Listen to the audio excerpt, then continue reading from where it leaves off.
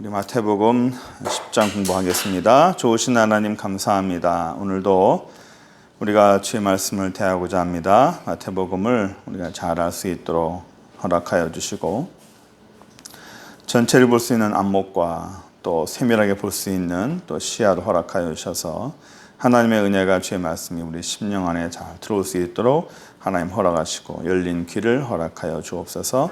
예수 그리스도의 이름으로 기도합니다. 아멘. 마태복음 10장을 하는데요. 이 마태복음 10장부터는 이제 예수님께서 제자를 파송하시는 얘기가 나옵니다. 예수님의 12제자를 파송하시고 또 그 제자 파송을 할 때 그냥 가라가 아니라 권능을 주셨어요. 권능을 주시고 능력을 받고 파송을 받아서 병 고치고 중요한 것은 이 예수님이 하시는 일을 그대로 하는데 제자들도 병을 고쳤다가 중요한 것이 아니라 예수님의 하시는 일을 그대로 하면서 예수님께서 메시아라는 것을 알려주는 거예요. 예수님이 하나님의 아들이며 우리 모든 사람들이 기다렸던 그 메시아라는 것을 이 제자들을 통해서 본격적으로 알리기 시작한 것이 이제 10장입니다.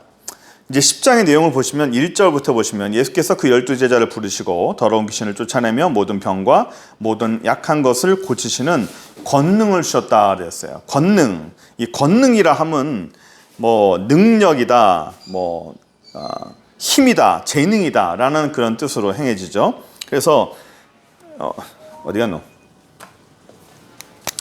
예수님께서 제자들에게 주신 게 권능이에요.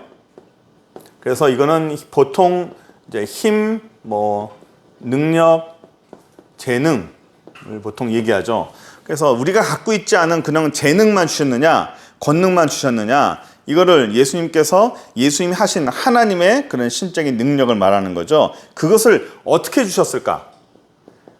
어떻게라는 거예요. 이걸 어떻게 줬을까요? 그냥 가져가라 라고 했을까요? 이 가져가라 했을 때 이 권능이라는 이 단어가 그 헬라어로 보면 엑수시아, 헬라어로는 엑수시아라는 뜻이에요. 엑수시아. 헬라어로 그냥 단지 권능이라 하면 엑수시아라고 하지만 얘가 히브리어로 할 때는 조금 달라져요.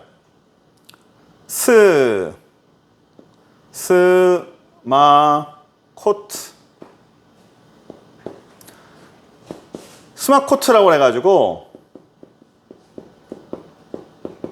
이 스마코트라는 뜻은 뭐냐면 그냥 단지 권능을 가졌다는 게 아니라 여기에 포함이 되는 게 뭐냐면 안수예요. 안수. 이 스마코트에는 반드시 안수라는 게 포함이 됩니다. 그러니까 예수님께서 제자들에게 안수를 하시고 그들에게 능력을 주셨다는 거죠. 그냥 여기 단어만 보면 그냥 예수님께서 능력을 주셨다고 되어 있지만 히브리어로 보면 그것이 안수가 포함이 됐다는 것을 알 수가 있다는 거예요. 그렇게 능력을 주셔서 제자들이 나갔다는 얘기죠. 그리고 이제 2절 보시면 이제 2절부터 12사도에 대한 설명이 나와요. 누가 어떤 사람들이 12사도가 됐는지. 그래서 2절부터 보시면 12사도의 이름은 베드로, 안드레, 세베대하고 야고보, 빌립 쭉 나오는데 다 우리가 할 수 없지만 몇 사람만 이렇게 보면 그 베드로를 우리가 아시죠? 베드로. 피터죠, 베드로.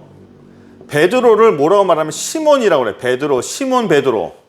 뒤에 보면 시몬이라는 사람이 또 나와요. 근데 여기에 시몬 베드로라고 나오는데 예수님께서 이제 시몬을 보고 너의 앞으로 이름은 베드로라 그랬죠. 베드로라.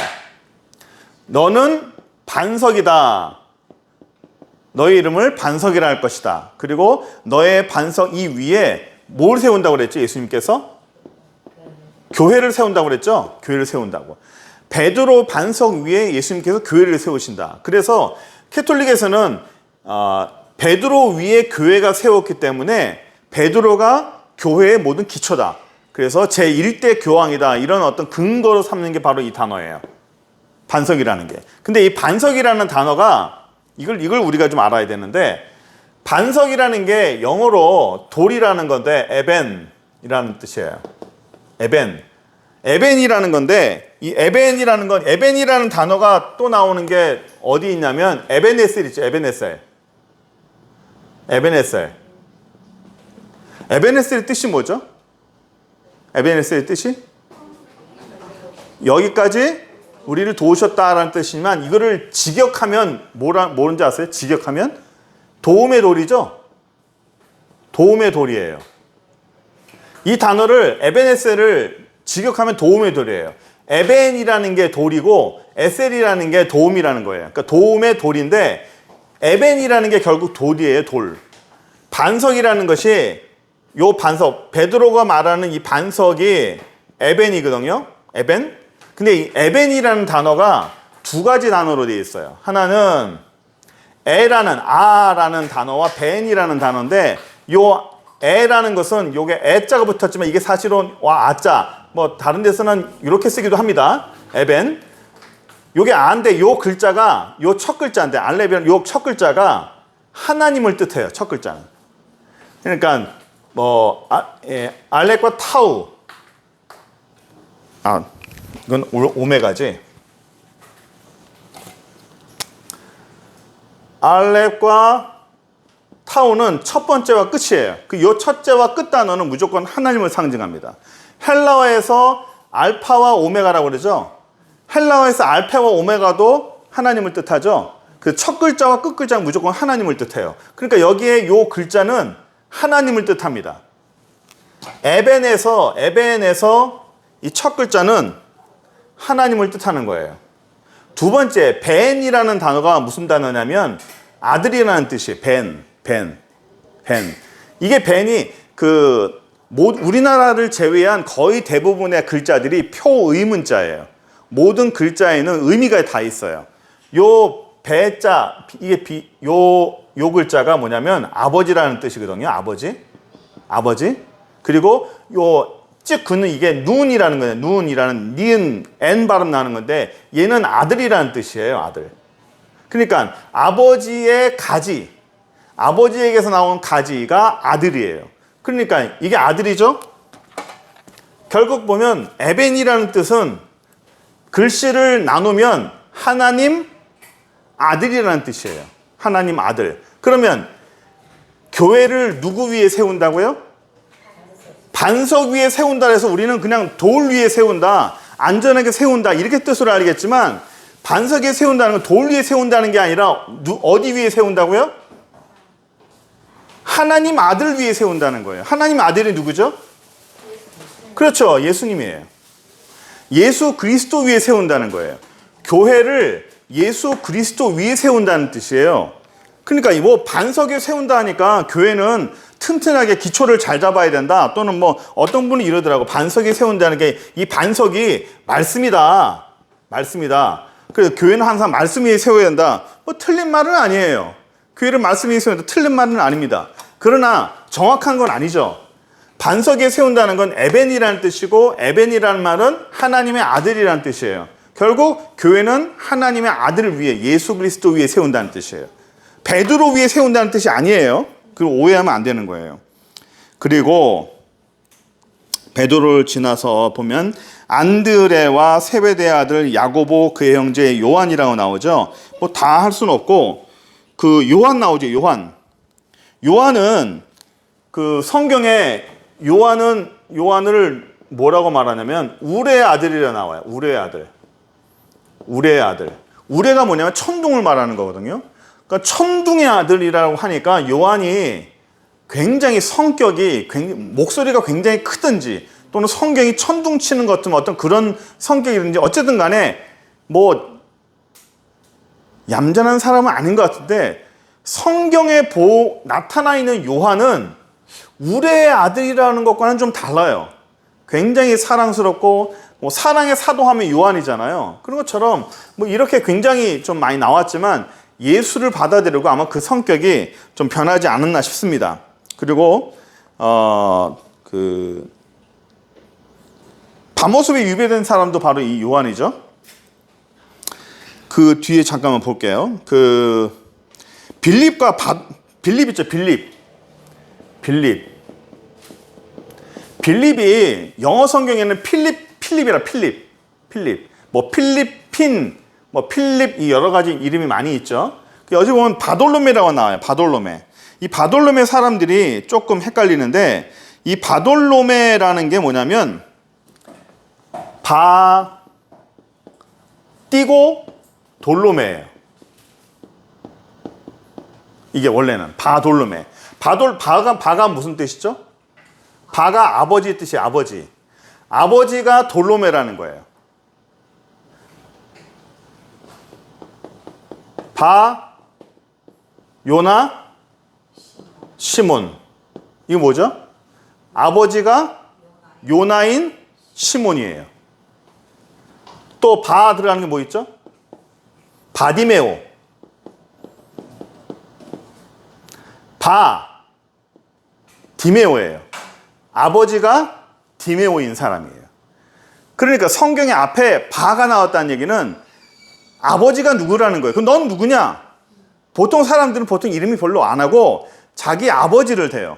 나의 아버지, 너의 아버지는 누구냐? 우리 그 영화에도 그런 게 있죠. 네 아버지 뭐 하시노? 그것처럼 우리 조상들도 항상 그랬어요. 나는 김가, 어느 집안 사람이다. 어느 집안 사람이라고 얘기하고 나의 부친은 나의 조부님은 누구시다라고 이게 자기 자신을 잘 드러내지 않았습니다. 항상 아버지가 누구냐예요. 아버지가 누구냐. 그럼 아버지가 누구냐가 뭐가 중요하냐? 이스라엘 문화에서는 아버지와 아들은 같아요. 왜 그러냐면 아버지가 하는 일을 아들도 똑같이 해요.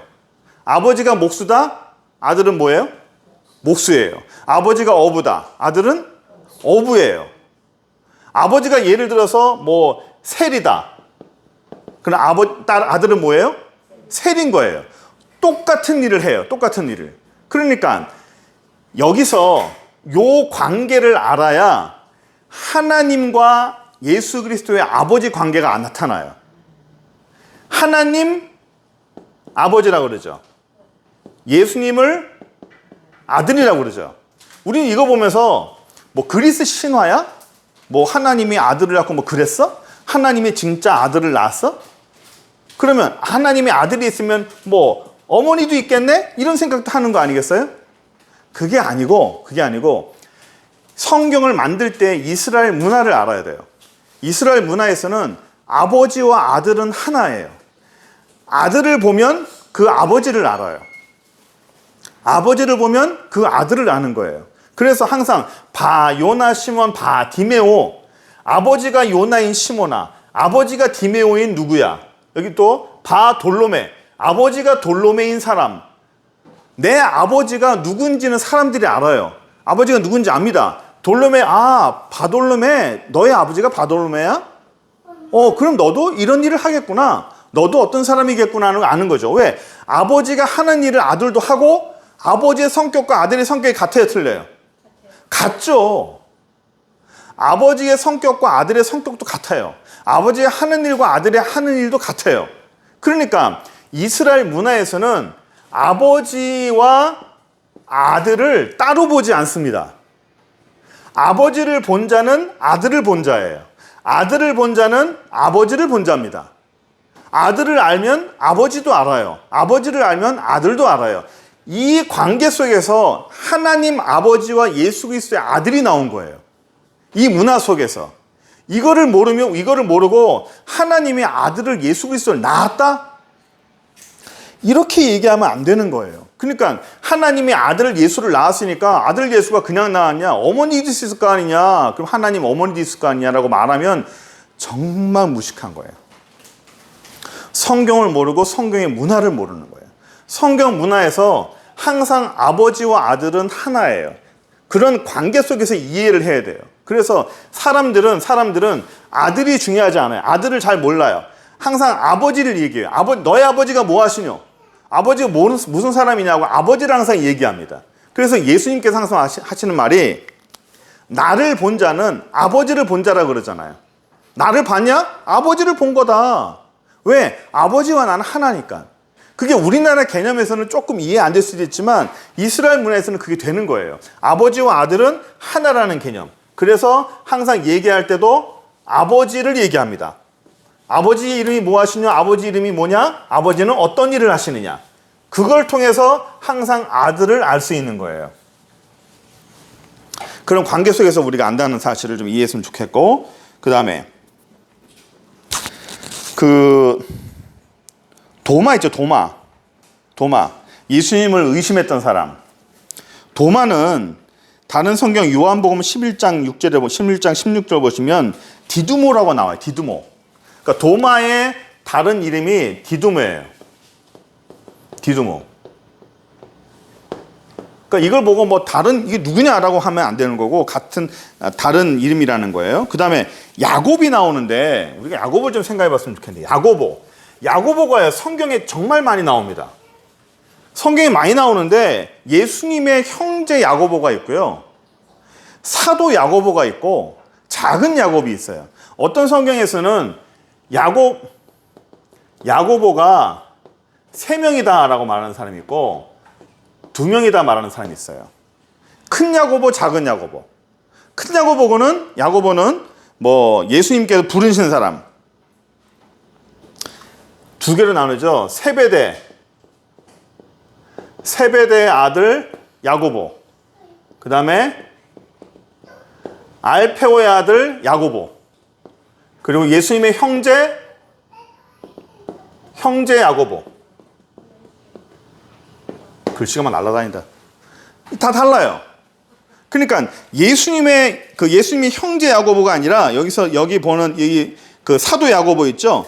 사도 야고보는 세베대의 아들입니다. 세베대의 아들 야고보가 사도예요, 사도. 세베대의 아들. 세베대의 아들이면서 세베대와 어머니는 누구냐면 살로메.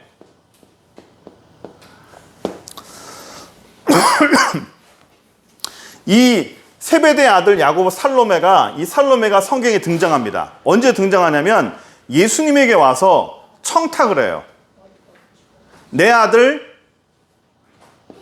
요한과 야고보를 주님의 자리에 보좌의 양옆에 앉게 해주십시오라고 청탁을 하죠.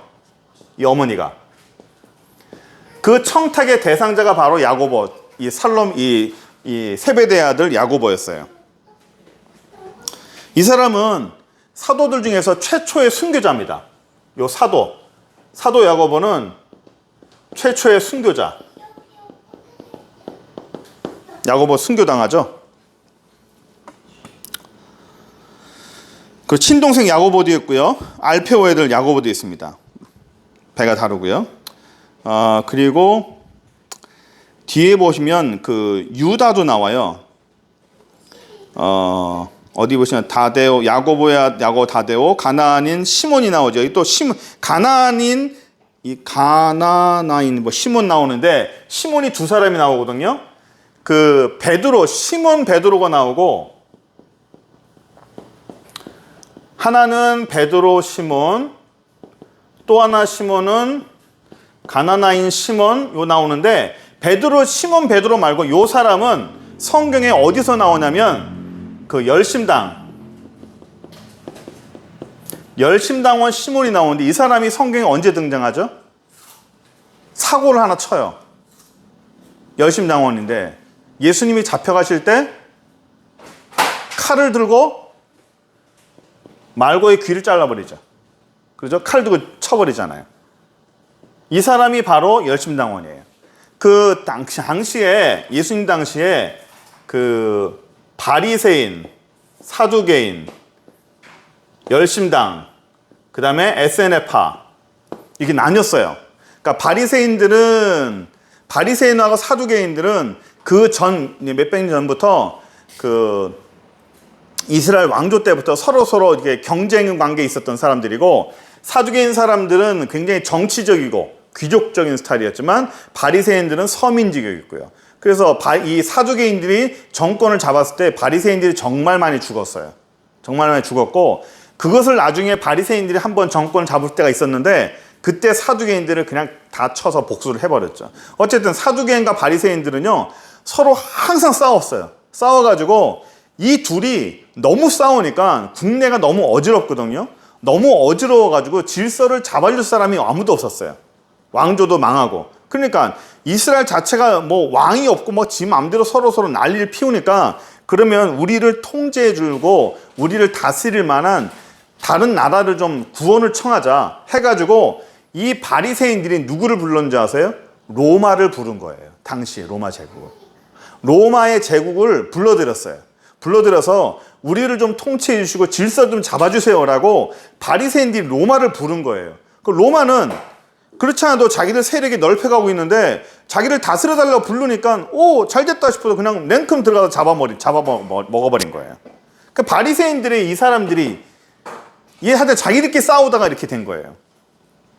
그리고 바리새인, 사두개인, 그 다음에 SNF파들. SNF파는 바리새인과 이 사람들 말고 따로 구분해 나가지고 자기들끼리 공부하고 성경을 이렇게 사본하고 그런 사람들, 이 경건파, 이 사람들은 SNF파라고 그랬어요. 흔히 얘기하는 사해사본, 사해에서 쿰난 공동체라고 그러죠. 그 사람들을 SNF파라고 그랬습니다. 그 말고 열심당원은 뭐냐면, 여기 이 시몬 열심당원은 이스라엘이 독립을 하려면 무력으로 일어나야 된다. 무력으로 일어나고 그 반로마, 그러니까 로마에 붙어서 이렇게 반역행하는 사람들을 살해하고 암살하는 사람들 주로 이 열심당원이었어요. 그게 이제 시몬이었고요. 뭐 다 우리가 뭐 못하겠지만, 그래서 이 사도, 예수님께서 이 사도를 이제 유명하잖아요. 사도의 그 자격이 어떻게 돼요? 사도의 자격. 사도가 되려면요, 예수님의 세례 이후로 같이 동행을 해야 돼요. 예수님의 사역을 같이 동행하면서 봐야 됩니다. 같이. 예수님의 사역과 같이 동행을 해야 되고, 어디 보죠? 로마서가 아니구나. 예.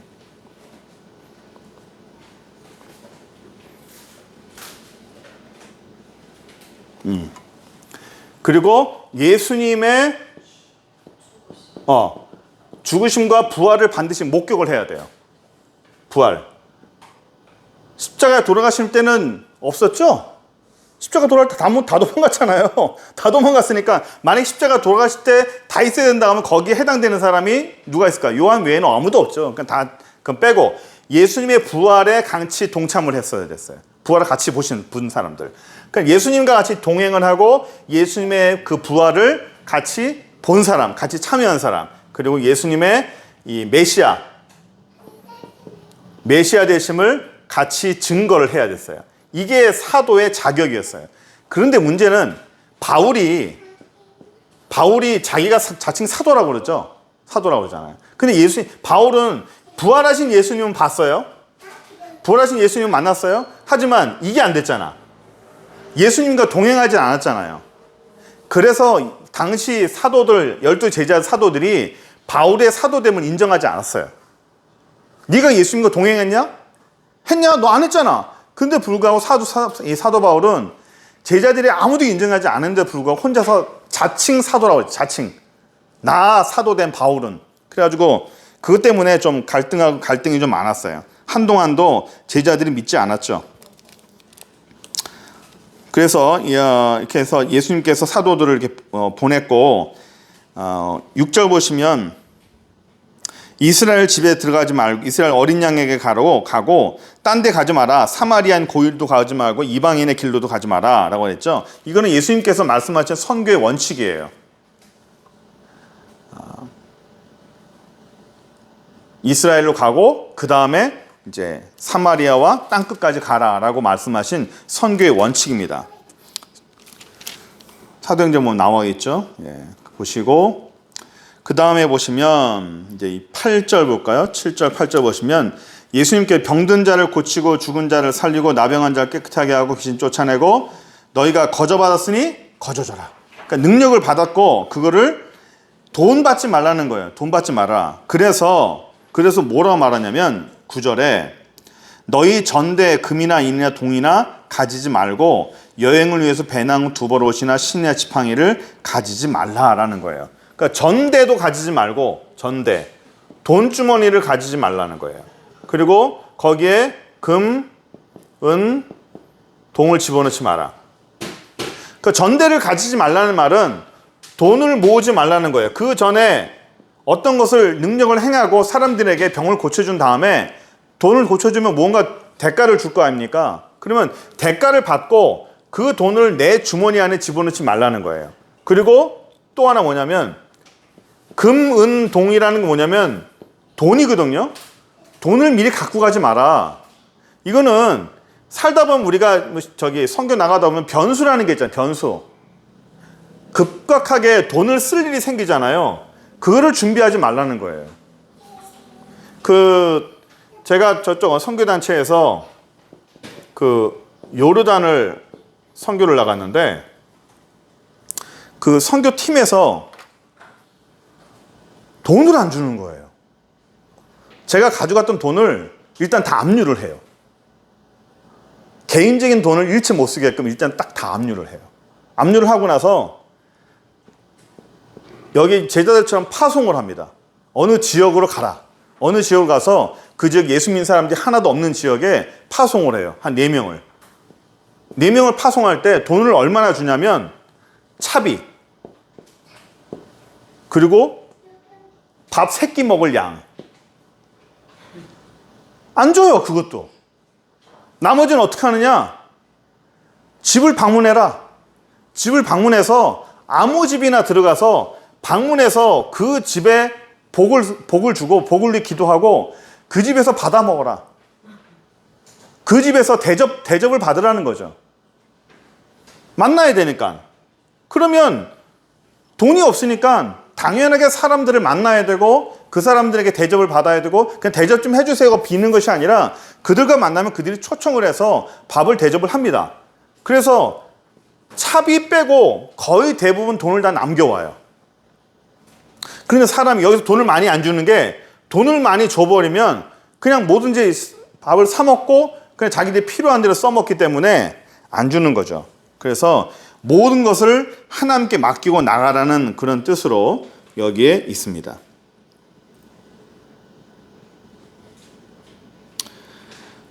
그래서 여기 보시면 10절, 11절 볼까요? 11절에 어떤 성이나 마을에 들어가든지 그 중에 합당한 자를 찾아내서 너희가 떠나기까지 거기 머물라. 그 집에 들어가면 평안하기를 빌고 그 집이 만일 합당하면 거기 빈 평안이 너희에게 임할 것이고 만일 합당하지 아니하면 그 평안이 너희에게 돌아올 것이다. 그러니까 어느 집을 가든지 그 집을 위해서 기도하라는 거예요. 그 집이 평안과 축복을 위해 기도하고 그 집이 평안과 축복을 받을 만한 그릇이 안 되면 그 평안과 축복이 나한테 오고 그 집이 받을 만한 그릇이면 그 집한테 간다는 거죠. 그러니까 이스라엘 사람들이 어느 집을 방문할 때 기도하는 기도의 내용이 있어요. 그걸 제가 메모를 해왔는데 뭐라고 나와있냐면 이렇게 합니다. 집을 방문하면 이렇게 기도합니다. 이 문을 통해서 슬픔이 들어오지 않게 하옵소서. 이곳에 어떤 어려움도 없게 하옵소서. 이 문을 통해 어떤 두려움도 들어오지 않게 하옵소서. 이곳에 어떤 다툼도 없게 하시고 이 집이 기쁨과 평화의 복으로 가득 채워지게 하옵소서. 이게 이스라엘 사람들이 각 집에 들어갈 때 하는 기도 내용이에요. 그러니까 이것도 우리도 똑같죠. 우리도 이렇게 기도를 하죠. 그렇게 기도를 하는 거예요. 그 평안을 비는 거죠. 타인의 집에 도착하면 그 집을 위해서 평안을 빌고 축복을 기도하는 것이 하나님께서 우리에게 하시는 말씀이에요. 그리고 16절부터 보시면 이제 미움을 받을 것이라는 거예요. 너희가 세상을 향해 나가면 반드시 미움을 받을 것이다. 보라, 내가 너희에게 보냄이 양을 이리 가운데로 보냄과 같도다. 이리 가운데, 죽을 줄 알고 다칠 걸 알지만 그래도 보낸다는 거예요. 사실은 이게 굉장히 선교의 중요한 예수님께서 하신 원칙입니다. 양을 이리 가운데 보낸다? 양을 이리 가운데 왜 보낼까요? 이리가 먹을 게 부족하기 때문에 그 먹을 거를 채우려고 보내나요? 양을 이리에게 보낸다.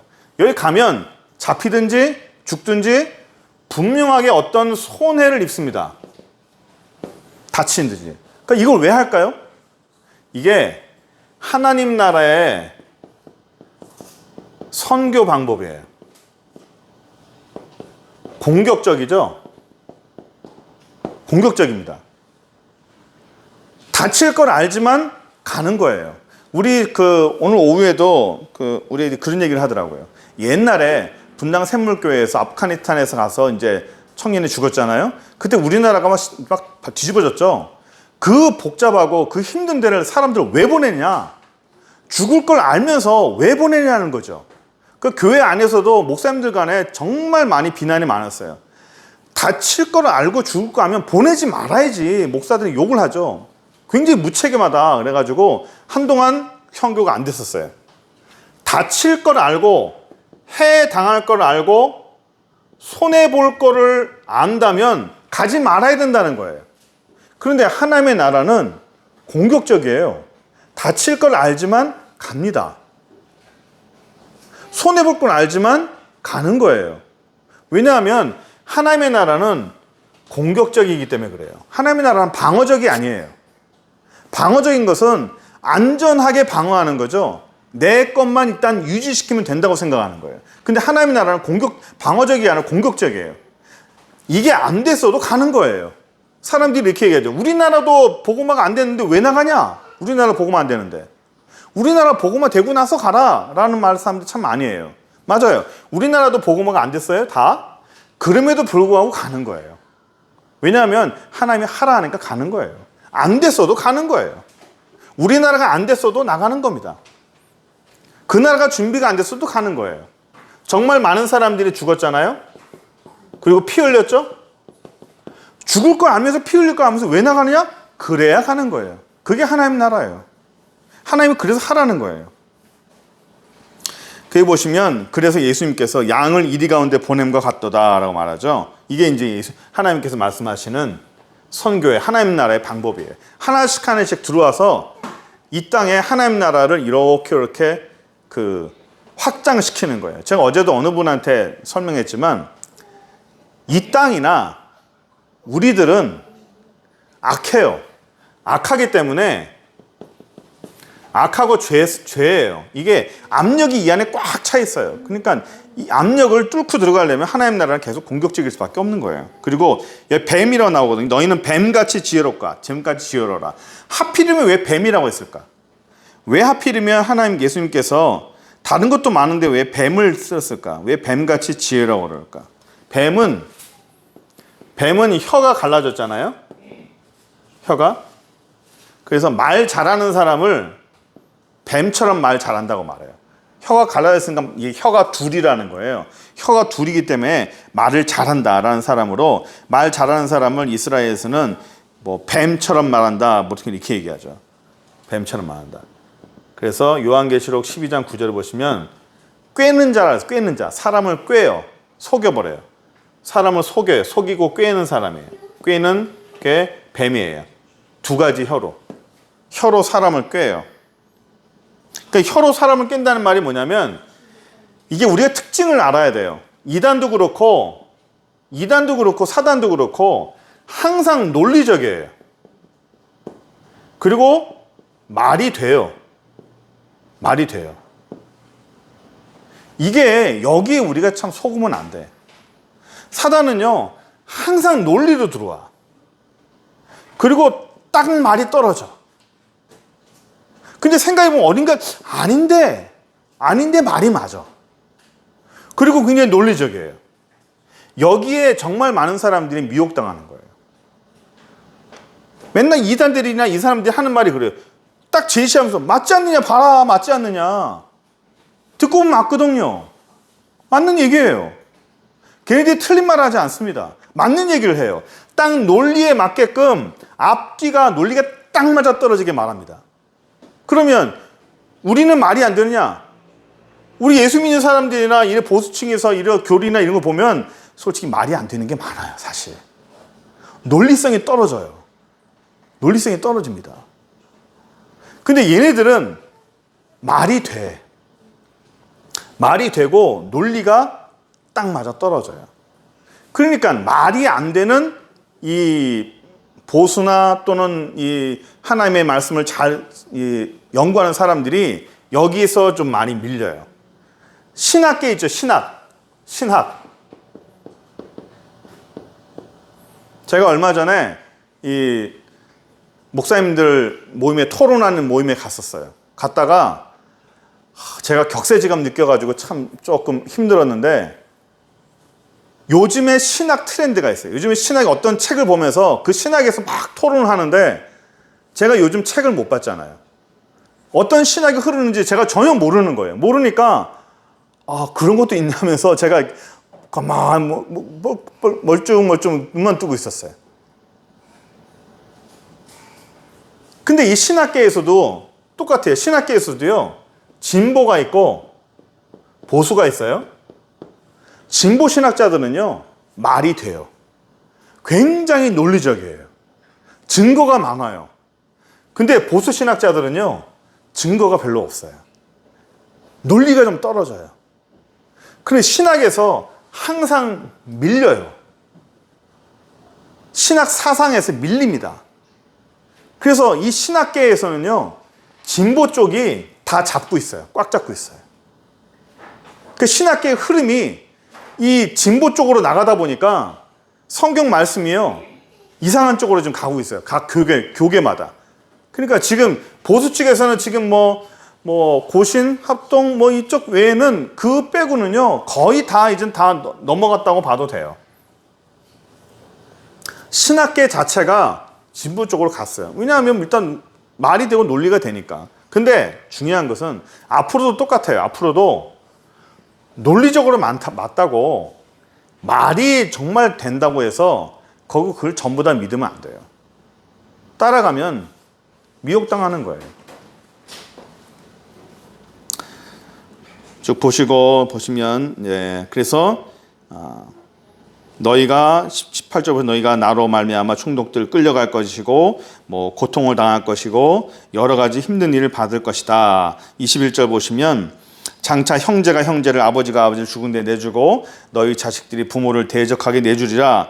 이거 보면서 여기에 좀 문제가 있는데 사람들이 기독교가 가정을 해치는 그런 기독교 아니냐고 그래요. 아버지와 아들이 싸우고 부모가 싸우고 막 이렇게 된다는 얘기죠. 이건 공동체 내에서 깨지는 거 아니냐라는 거예요. 가정을 깨는 그런 교회가 아니냐라고 말하는데 그것이 아니라 여기서 말하는 것은 예수를 믿으면 우선순위를 말해요. 우선순위. 내 안에 예수 그리스도가 들어오게 되면 그 안에 예수 믿는 사람이 있으면 반드시 예수 믿지 않는 다른 가족들하고 갈등을 벌일 수밖에 없다라는 그런 뜻이에요. 24절부터 보시면 두려워할 사람을 두려워해라. 제자가 성생보다 종이 높지 못하고 제자가 선생보다 종이 상전 같으면 족하도다.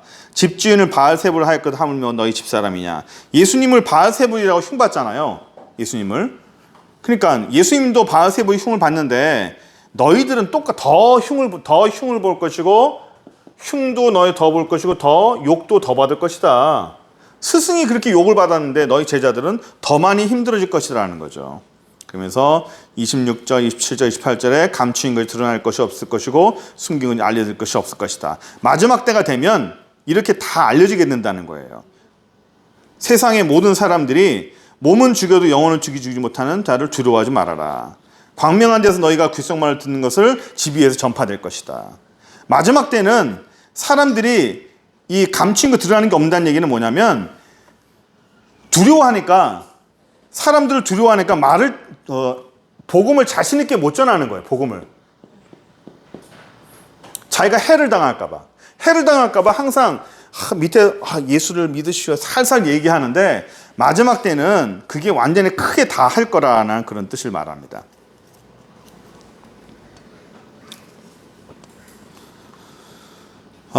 쭉 보시면 참새 2마리 아싸리에 팔리지 않겠냐. 너희 아버지가 시간이 많이 지났는데 두려워하지 말아라. 너희는 참새보다 귀하다. 누구든지 사람 앞에 나를 시인하면 나도 하늘에 계신 네 앞에 시인할 것이고 누구든지 사람 앞에 나를 부인하면 나도 하늘에 계신 너희 앞에서 하나님 앞에서 부인할 것이다. 그러니까 하나님 앞에서 사람 앞에 부인하면 하나님도 부인할 것이다 라고 말하는 거예요.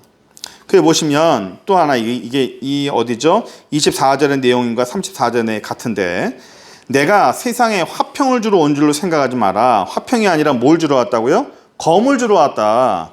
내가 온 것은 사람이 아버지와 딸이 어머니와 며느리가 시어머니가 불화하게 할 것이다. 불화. 가정에 평안을 얘기해야지. 예수님이 오면 불화를 한다? 아버지와 아들이 불화하고 어머니와 딸이 어머니와 불화하고 며느리와 시어머니가 불화하게 될 것이다. 예수님께서 검을 주러 왔대요. 검을. 칼을 말하죠. 검을 주러 왔다는 거예요. 예수님께서 평안을 주러 왔다 하면 말이 돼요. 근데 예수님께서 검을 주러 왔대요. 이것 때문에 정말 많은 사람들이 시험 들기도 해요. 뭐지 이거? 예수님 믿으면 가정이 깨진다는 건가? 예수님 믿으면 가정이 이렇게 나뉜다는 건가? 요 문장 때문에, 이 문장 때문에 신천지나 다른 이단들이 이걸 많이 사용해요. 너희가 부모님하고 헤어지는 걸 두려워하지 말아라. 예수를 잘 믿고 신앙생활하면 반드시 이런 일이 벌어진다는 거예요. 이걸 가지고 얘기하는 거예요. 아버지가 너희를 핍박하느냐? 당연한 거다. 어머니가 너희를 싫어하느냐? 당연한 거다. 왜? 예수 믿으면 하나님이 예수님 우리에게 검을 주러 왔기 때문에 가정은 깨질 수밖에 없다. 이렇게 얘기를 해요. 이것 때문에. 이게 그거예요? 그게 아니고 여기서 말하는 검이랑 예수님께서 부활을 주러 왔단 말은 이 말이 뭐냐면 검이라는 것이 우리가 그 이스라엘의 단어는 전부 다 의미가 있다고 그랬죠. 제가 그 학교에서도 이렇게 가르치는데 모든 성경은요. 사실과 의미라는 두 가지 바퀴가 흘러가고 있어요. 사실과 의미라는 모든 성경은 항상 사실이 있고 그 사실이 주는 의미가 있습니다. 이 사실과 의미가 두 개의 바퀴가 같이 굴러가야 돼요. 어느 한쪽이라도 치우치면 안 돼요. 사실 쪽만 봐도 안 되고 의미만 봐도 안 돼요. 사실만 보면, 팩트만 보면 사실이 그래도 그렇대 그게 어쨌다는 거냐라는 게 되는 거고 사실은 내버려 두고 의미만 자꾸만 얘기하면 그것을 이제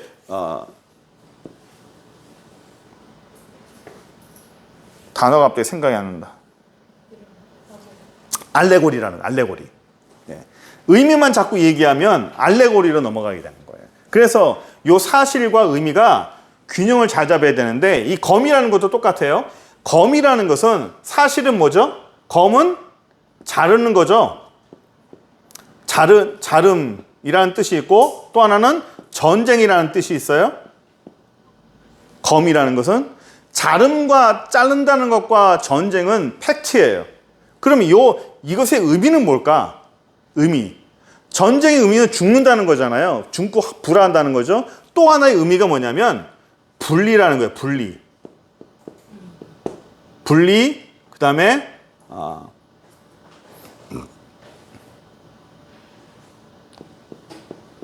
구분. 딱 자른다는 거예요. 잘라서 얘를 죽여버린다는 뜻이 아니라 잘라서 나눈다라는 뜻이에요. 잘라서 나눈다는 뜻입니다.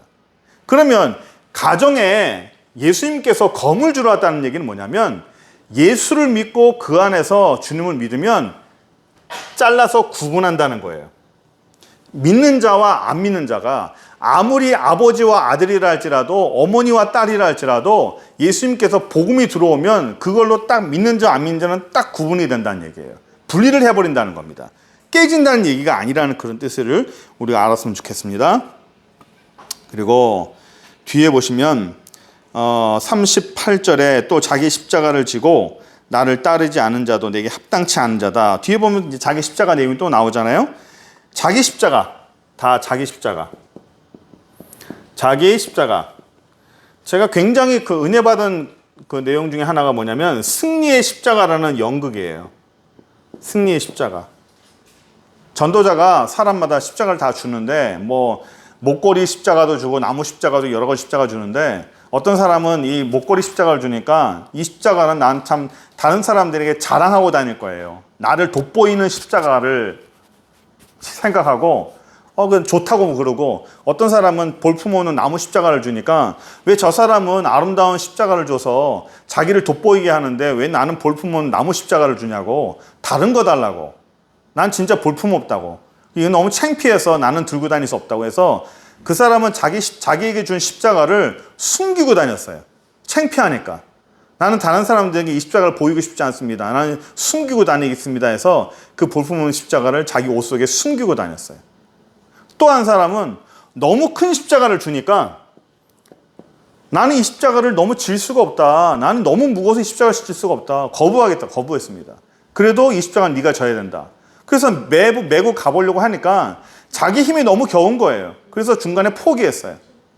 그러나 전도자가 이 십자가는 당신이 져야 한다 해서 결국은 돌아와서 힘들지만 그 십자가를 지고 가는 걸로 이렇게 그 연극이 끝나는데, 제가 잠깐 간단하게 얘기했지만 사람마다 자기 십자가 다 다르다는 거예요. 어떤 십자가는 자기를 돋보이게 하는 십자가일 수도 있고, 그래서 그 십자가를 통해서 십자가가 중요한 게 아니라 나를 돋보이게 하는데 가장 중요한 십자가로 항상 생각하고, 또 어떤 사람은 내게 주어진 십자가가 너무 창피하고 너무 부끄럽고 다른 사람과 비교해서 너무 볼품없어서 맨날 숨기고 다니고 다른 사람들에게 내가 십자가를 갖고 있다는 사실 자체를 숨기는 그런 사람도 있고, 또 너무 무겁다고 포기하는 사람들도 있고, 하지만 다 자기 십자가를 지고 따라와야 된다는 거죠.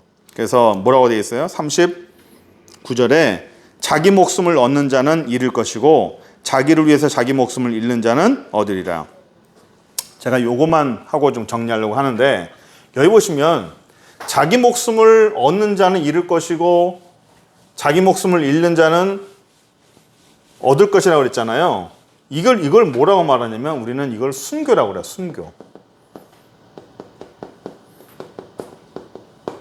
순교는 뭐냐면 보통 생명을 잃고 복음을 위해서 생명을 잃으면 보통 순교라고 하잖아요. 그래서 자기 목숨을 얻는 자는 잃을 것이고 나를 위해서 목숨을 잃는 자는 얻을 것이다. 그래서 이걸 보통 순교라고 그래요.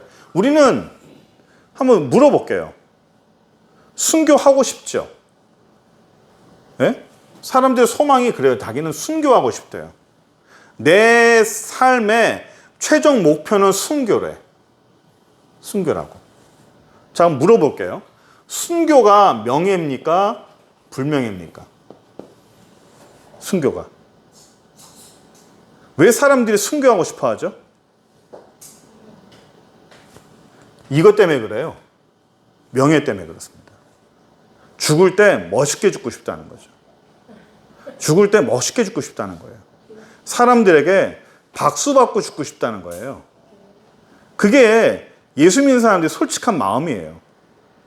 멋있게 죽고 싶고 예수 믿는 사람으로서 보람 있게 죽고 싶다는 거죠. 기왕에 죽는 거 명예롭게 죽고 싶다는 거, 사람들에게 박수 받으면서.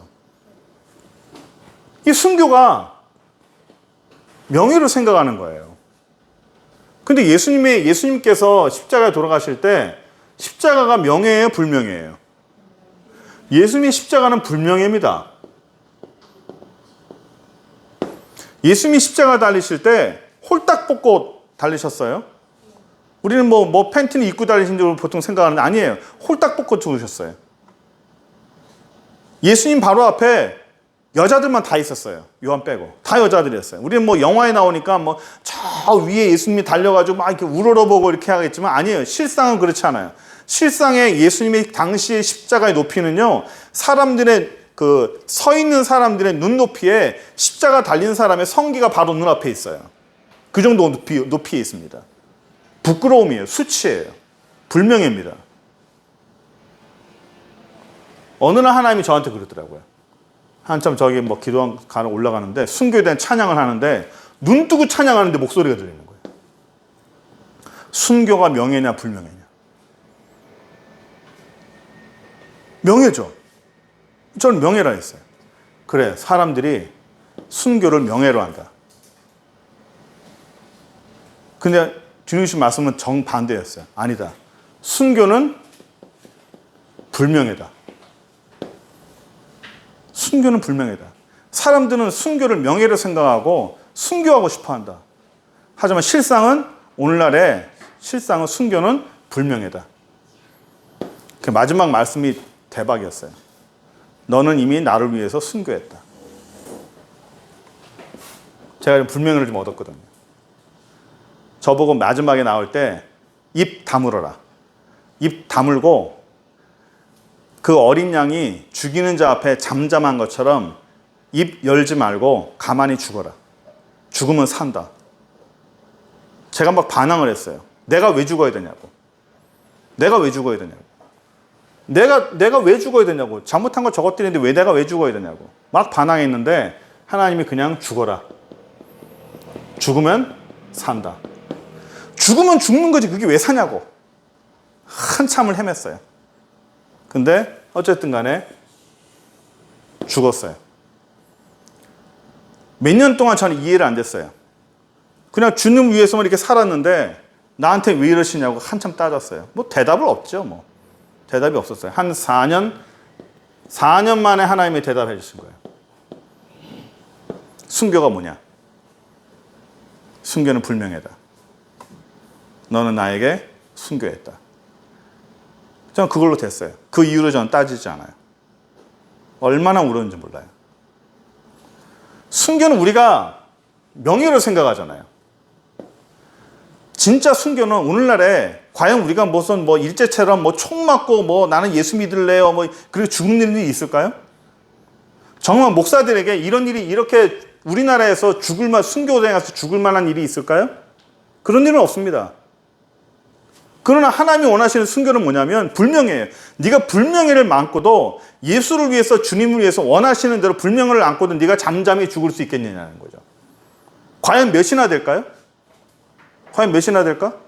명예를 잃고 죽고 싶은 건 다 있어요. 하지만 불명예스럽게 죽고 싶은 것은 아무도 없습니다. 명예롭게 멋있게 죽고 싶은 거예요. 그러니까 순교하고 싶다는 말이 다 거짓이에요, 거짓. 저도 사실 그랬어요. 멋있게 죽고 싶은 거죠. 마지막 때 저기 뭐 이슬람에 가서 제 선교하다가 멋있게 한번 죽고 싶다고.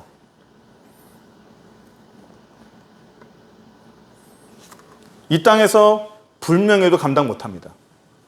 감당 못해요. 그 어느 한 분이 이번 정권 때 대항했다가 공금 횡령으로 잡혀 들어갔어요. 하여튼 뭐 많이 잡혀 들어갔죠. 공금 횡령, 그 다음에 뜻은 하여튼 지저분한 제목을 씌워가지고 이거 위험한가? 이 얘기하면 안 되나? 하여튼 간에 그랬습니다. 불명예를 뒤집어 썼어요. 그거 겁나가지고 안 해요. 그거 겁나서 안 합니다. 다른 거는 다 하겠다. 다른 건 주를 위해 다 하겠다. 하지만 나는 불명예는 싫다라는 거죠. 목사님들이. 오늘날 이 시대의 순교가 뭘까요? 하나님 말씀하시는 건 바로 이런 거예요. 나는 누명을 썼어요. 나는 다른 건 다 참는데요. 전 누명 쓴 거는 못 참아요. 저는 다른 사람한테 오해받는 거는 못 참습니다. 뭐 이런 얘기 하시는 분들 많잖아요.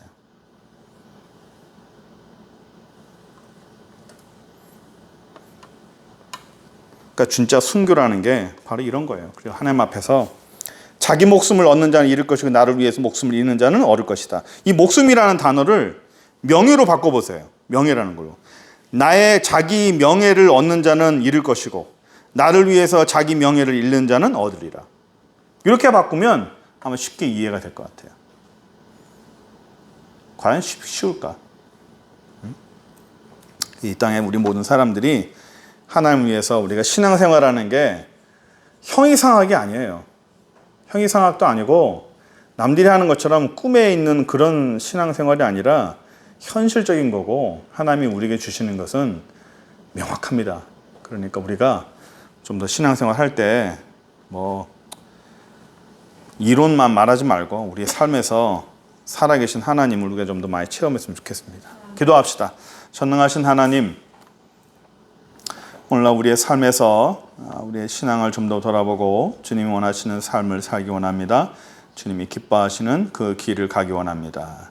주님 원하시는 자리에서 벗어나지 않게 원하오니 하나님 함께하여 주시고 믿음의 귀한 삶을 살아갈 수 있는 저희들 될 수 있도록 주여 도우시고 인도하여 주옵소서. 예수 그리스도의 이름으로 기도합니다. 아멘.